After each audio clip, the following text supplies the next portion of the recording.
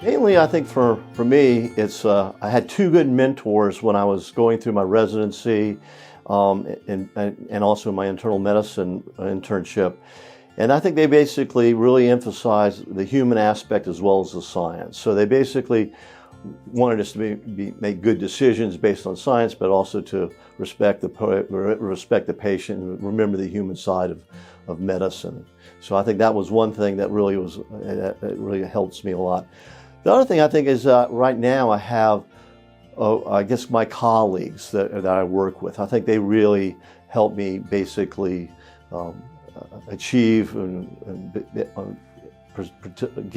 explain well what goes on to the patient about medicine. And so my medical oncology colleagues, for instance, the ones I work with out here at Wakefield, I work with them every day.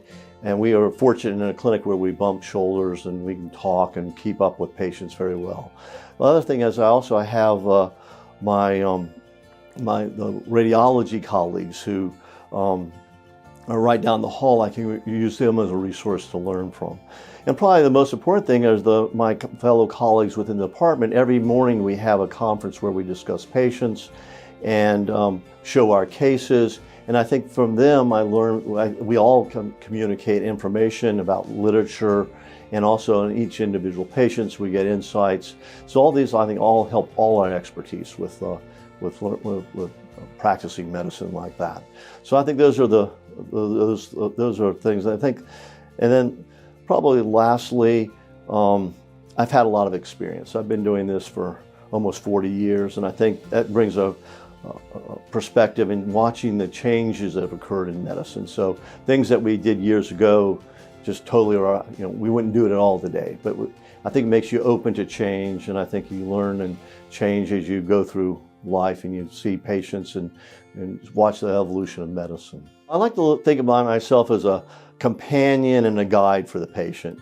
It's a scary thing when you're on that other side and you've been diagnosed with cancer, and you're very uncertain. All this is very strange and new to you.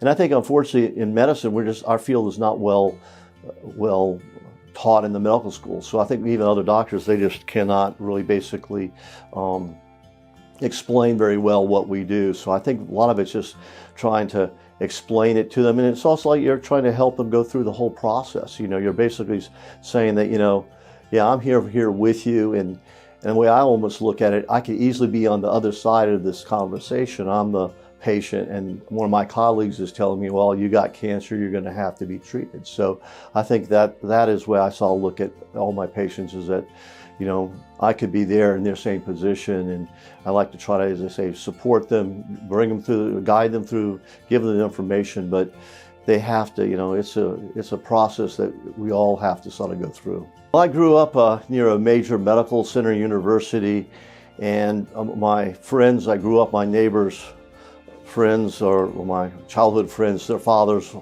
many of them were prominent surgeons or pathologists or internists.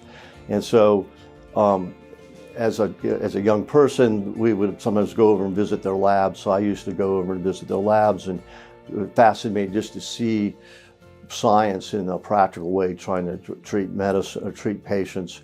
And then actually as an undergraduate, I was a surgical scrub nurse.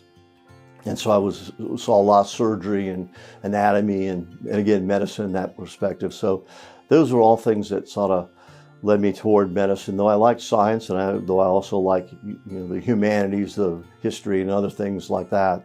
But I think it was a combination of all those that guided me toward it. But I think a lot of them were my friends' fathers that I grew up with, and I really sort of, I always enjoyed being around them, going to the lab and going into the hospital, and mainly their labs to see things. And then when I later on, as an undergraduate, throughout my years, I would work during the summers and during holidays, working in the operating rooms. And that was a pretty formative experience for me as well. The way I've come to UNC was more of the fact that I went on to the faculty at UNC, the medical school there, and then they transitioned me to work in a satellite facility. So that's why I'm here. But basically, it's a strong institution. It has a wealth of information. And actually, because of my faculty appointment, I'm able to tap into all my expertise of my colleagues over at Chapel Hill. Today, I just had 2 conversations with them about patients, and they're super specialized in one field. And as at one time in my past, I was an academic, so I was very more involved at that time in treating head and neck cancer and pediatric cancers, though I don't do pediatrics anymore. That's only done at the major medical centers. But I basically still enjoy, or I really appreciate all the expertise I can tap into to make decisions and to help my patients. And I send patients over to Chapel Hill, for instance, to get specialized treatment that we might not be able to offer here at Rex. I basically treat a lot of prostate cancer because it's a most common disease for men. I treat a lot of breast cancer. Those are probably the 2 major cancers I treat here. I do have an interesting niche market, or a niche patient group that I treat. It's called Dupuytren's contractures. It's a benign disease of the hands, also of the feet. It's called Ledderhose disease, where you have contractures and you get radiation to prevent the progression of this benign disease.